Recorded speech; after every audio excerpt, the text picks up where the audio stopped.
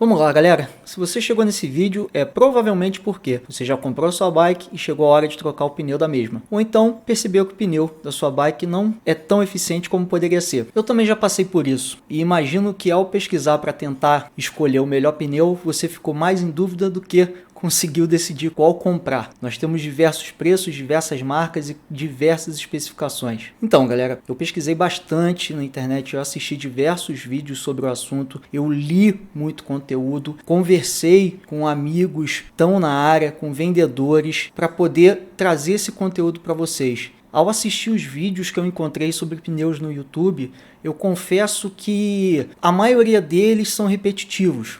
Um fala uma coisa e aí você vê todo mundo repetindo a mesma coisa. Então não foi de muita ajuda, eu tive que ler em diversos sites e fazer diversas pesquisas para conseguir entender melhor. E a ideia desse vídeo é fazer com que você não fique na mão do vendedor na hora de comprar o seu pneu. Por quê? Por duas situações. Primeiro é que a gente nunca vai saber se ele está falando a verdade ou se ele está empurrando um pneu que ele pretende vender. E segundo, que mesmo que a gente veja que ele está falando a verdade, é a verdade dele. A sinceridade que ele está te trazendo não quer dizer que ele tem razão no assunto. Ele pode estar errado, ele pode não ter o conhecimento suficiente para isso. E digo para você que eu já confirmei essa falta de conhecimento em mais de uma loja. Lojas especializadas.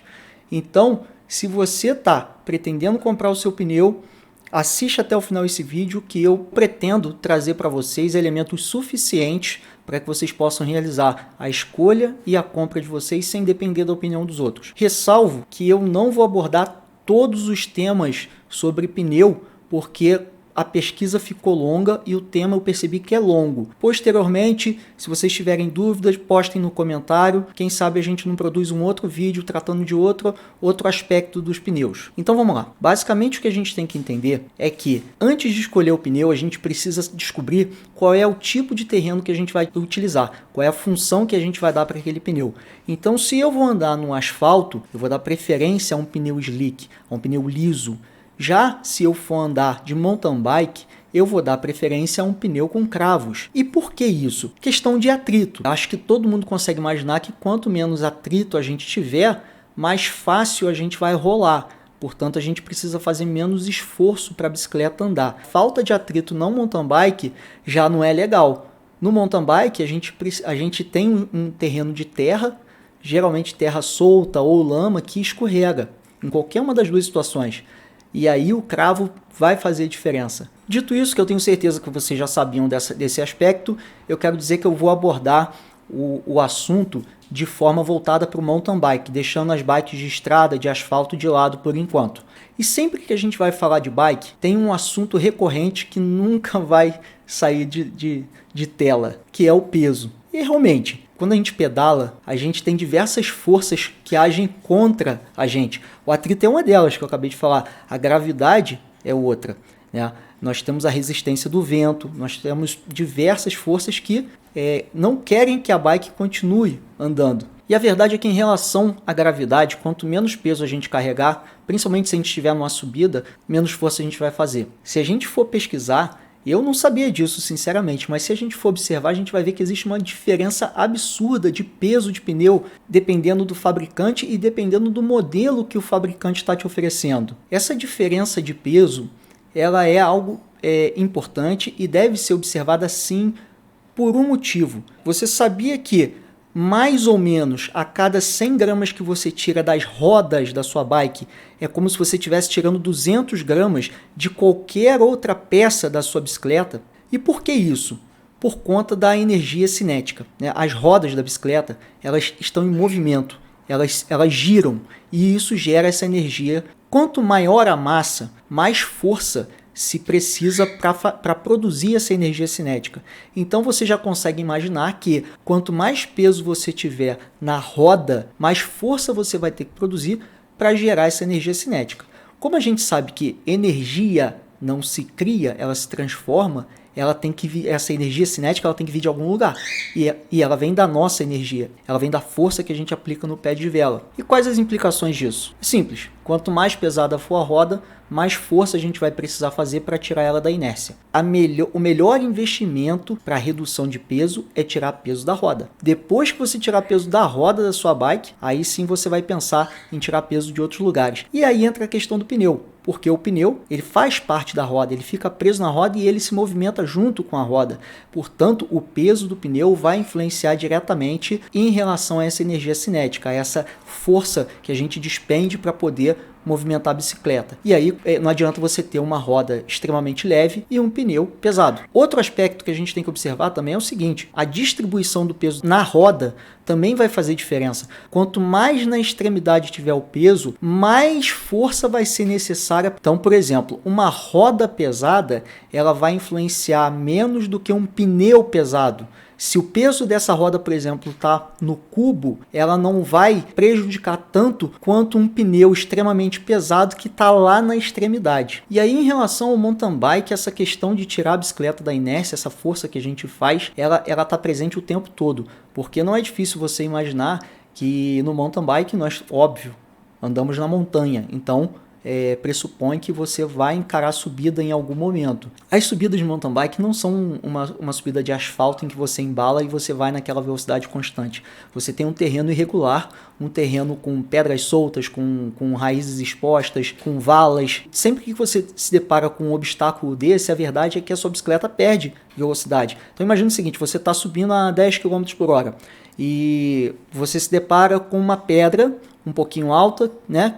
Um degrau que você vai ter que subir. É óbvio que a sua bicicleta não vai passar por aquele obstáculo a 10 km por hora. Ela tende o quê? A reduzir. E aí você tem que fazer força de novo para voltar àquela velocidade. Toda hora no mountain bike a gente está tentando tirar a bike da inércia e freando. A gente acelera e freia, acelera e freia. Então o peso da roda e do pneu é extremamente importante para o seu desempenho, para a sua eficiência e para o seu conforto. Porque a verdade é a seguinte: quanto menos força a gente precisa fazer, mais confortável vai ser o pedal. Mesmo que você não pretenda melhorar o seu tempo, é verdade que você vai gastar menos energia para fazer aquele passeio que você tem o hábito de fazer. Agora é aquele momento em que a gente já está concluindo que, beleza, para a gente escolher o melhor pneu é só a gente ver qual é o mais leve e comprar. Não, é mais ou menos isso. A questão é que, para a gente tirar o peso do pneu, os fabricantes eles acabam tendo que sacrificar alguma estrutura, alguns outros desse objeto, e aí a gente acaba tendendo a um pneu, por exemplo, mais frágil, porque a verdade é o seguinte: se o pneu ele é composto de um material, borracha, né? Se a gente quer tirar peso, a gente tem que tirar o material. Então, se você tira a borracha, você está deixando ele mais frágil. E aí a gente chega ao ponto que eu queria abordar aqui no nosso vídeo, que é: para se buscar uma redução de peso, a estratégia utilizada pelos fabricantes é o uso de fios de nylon. Imagina diversos fios de nylon trançados, como se fosse um tecido, tá? Esse tecido de nylon, ele possibilita que o pneu tenha menos borracha e, portanto, fique mais leve, mas ao mesmo tempo ele vai garantir um pouco mais de estrutura no pneu, tirando um pouco da fragilidade do pneu. Outro aspecto que o uso do fio de nylon traz é: quanto menos borracha a gente tiver no pneu, a gente vai ter um pneu mais maleável. Já ao contrário, quanto mais borracha a gente tiver no pneu, mais rígido ele vai ser. No mountain bike, essa rigidez do pneu, ela faz muita diferença também, de novo, no conforto e na eficiência. Quando a gente está andando em terreno irregular, a gente depende do atrito no chão para manter a gente em pé, para a gente não escorregar.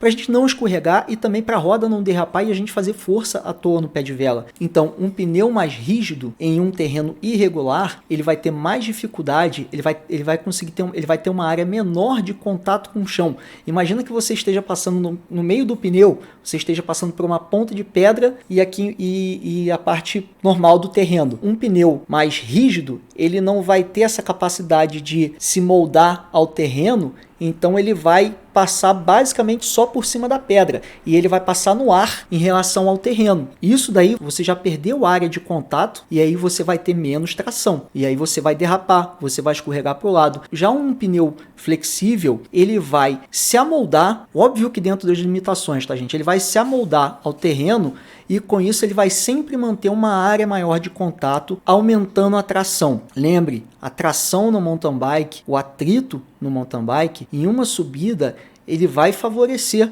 ao ciclista. Por quê? Porque você não vai estar perdendo força à toa ao você pedalar derrapando, sem sair do lugar. Você não está jogando energia fora. Outro aspecto importante para a gente observar em relação à rigidez do pneu é a questão da regulagem de pressão. Quanto de ar que a gente coloca dentro do pneu. Um pneu muito rígido, um pneu com muita borracha, mesmo com a menor quantidade de ar, ele vai continuar rígido. Então assim, ele vai ser 880, ele vai estar duro ou ele vai estar tão vazio ao ponto de não ser possível andar, principalmente se você usa a câmara de ar, porque você vai estragar a câmara de ar. Se não estragar a câmara de ar, você vai estragar o seu aro. Já um pneu flexível, você consegue trabalhar melhor essa questão da pressão interna. Você pode deixar ele mais rígido, aumentando a pressão, ou você pode trabalhar com ele mais baixo, com a pressão mais baixa e deixar ele mais flexível. E aí você vai ter essa ferramenta para você utilizar de acordo com o terreno que você for praticar o seu mountain bike, de acordo com a época do ano. Às vezes você está, por exemplo, na época de chuva, você vai ter muita lama, então você vai ter um terreno escorregadio, você vai precisar de um pneu mais vazio para você andar. Já ao contrário, quando você vai pegar um estradão de terra que não está muito escorregadio e você não tem muita subida, você precisa produzir uma velocidade mais constante, você vai trabalhar com uma pressão maior, porque aí a bike vai render melhor em relação a isso. E aí já deu para perceber, né? De novo a gente está falando da questão do nylon. Quanto mais tramas de nylon a gente tiver no pneu, menos borracha ele vai ter, portanto ele vai ser mais flexível e vai ser mais leve. Até aí, 2 pontos positivos para o pneu com essa tecnologia e 2 pontos negativos para o pneu que não tem essa tecnologia. Lembrando, gente, eu não falei até agora o nome da sigla, que era para não confundir, mas essas tramas de nylon são denominadas de TPI, que é a sigla em inglês para denominar tramas por polegada. Então, quanto maior o TPI, mais fios de nylon você vai ter trançados entre si, e aí você consegue imaginar que eles vão estar mais prensados. Imagina uma trança mesmo, um xadrez. Quanto menos linhas você tem, mais buracos entre eles. Quando você vai colocando mais linhas, você vai apertando, comprimindo aquilo dali e você vai ter uma superfície menos porosa. O nome disso é TPI. E aí você vai falar assim, bom, então tá resolvido. Basta ser um pneu leve e um pneu com alto TPI e aí tá tudo resolvido. De novo, depende. A gente não pode esquecer de um aspecto do TPI que é aí que as pessoas confundem e é aqui que eu queria chegar. TPI alto não significa que é um pneu mais resistente a furos. Então, por exemplo, eu tenho um pneu com 300 TPIs. Ele vai ser mais resistente a furo que um pneu com 60 TPIs? Não, é o contrário. Um pneu com menor TPI vai ser mais resistente a furo. E por quê? Lembra que eu falei? Quanto mais nylon, menos borracha. A borracha, ela é muito mais sólida do que um fio de nylon. Você imagina você pegando uma agulha e espetando em uma borracha. Imagina você também pegando essa agulha e espetando num tecido. É óbvio que no tecido aquele furo vai passar bem mais fácil. Quanto mais fios de nylon tiver, quanto menos borracha o pneu tiver, mais suscetível a furo ele vai estar. Esse é um dos sacrifícios que a gente falou lá no início do vídeo. Porém, os fios de nylon, eles deixam o pneu sim mais resistentes, só que não resistente a furo. Percebeu a diferença? Eu estou falando de resistência estrutural. Questão de rasgo de pneu, por exemplo. Um pneu com baixo TPI, ele pode rasgar, não furar, mais fácil do que um pneu com mais TPI, porque realmente quanto mais nylon trançados você tiver, você cria uma superfície mais resistente. Então, galera, ó, fica a dica. TPI alto significa resistência estrutural. Resistência a furo, TPI baixo. Pneu borrachudo, só que você vai ter um peso maior no pneu e uma rigidez maior. Então você vai ter aqueles 2 aspectos negativos para um aspecto positivo, que é a questão do furo. Se você for pensar matematicamente, já não está valendo a pena. E aí entra a questão, isso daí, os desenvolvedores de pneu, eles estão atentos, óbvio, né? Eles estão sempre buscando uma tecnologia nova para melhorar essa questão. A ideia é trazer pneus leves, flexíveis e resistentes a furo. Essa é a ideia e é muito difícil chegar nesse parâmetro. Então, galera, resumindo, além de outros elementos que você precisa ter conhecimento para comprar o pneu adequado para sua mountain bike, eu pretendo trazer esse assunto em outro vídeo, esse realmente não vai dar para trazer, mas além desses elementos que eu imagino que você tenha que ter conhecimento para fazer uma boa escolha, a gente já consegue concluir nesse vídeo que a gente está buscando sempre pneus mais leves e mais resistentes. É difícil chegar à medida correta. A verdade é que nenhum dos extremos é bom, né? A gente tem que buscar o equilíbrio, mas você tem que observar também o seguinte, cara, se você anda geralmente em estradão de terra, por exemplo, você anda em lugares mais planos, se a altimetria da tua região ela não é muito grande, eu, por exemplo, moro na serra, a gente só sobe morro aqui, sobe e desce, mas se você mora em um local plano e você não faz muitas trilhas técnicas, cara, talvez você não precise de tanto TPI, de tanta flexibilidade no pneu e também não vai precisar de tanta redução de peso. Então você vai ter que fazer esse trabalho de verificar. Encontrar um pneu leve, que tenha um número de TPI interessante, lembrando que o número de TPI não vai ter relação direta com a resistência ao furo, pelo contrário. Então, nesse exemplo que eu falei, talvez um pneu com menos TPI seja uma boa ideia. Por quê? Economia de dinheiro, com certeza ele vai ser mais barato, com certeza ele vai durar mais, porque a verdade também de outro aspecto negativo que a gente vai ter em relação ao TPI é, além dele ser mais caro e além dele ser menos resistente ao furo, a gente vai ter um pneu que vai acabar mais rápido, porque ele tem menos borracha. Ele tem menos material. Então, esses pneus com alto TPI, mais flexíveis, são pneus de performance. São pneus que geralmente são utilizados para uma competição ou por pessoas que realmente estão buscando uma performance maior. O usuário comum que pratica o mountain bike, ele busca sim um pneu leve, porque ele quer também aumentar o desempenho dele e o conforto, mas ao mesmo tempo ele tem a questão do preço. E aí você vai ter que jogar na balança, encontrar um meio termo entre um pneu que tenha um preço legal e que tenha um TPI suficiente para o pneu ser flexível e ser estruturalmente sólido para poder aguentar os seus pedais. Mas você às vezes não vai precisar comprar aquele pneu mais caro. É óbvio, galera, que existem outros elementos. Eu estou reforçando isso nesse vídeo porque realmente eu não quero que vocês cheguem à conclusão que basta olhar a questão do TPI e a questão do peso e preço do pneu. Existem outros elementos, como por exemplo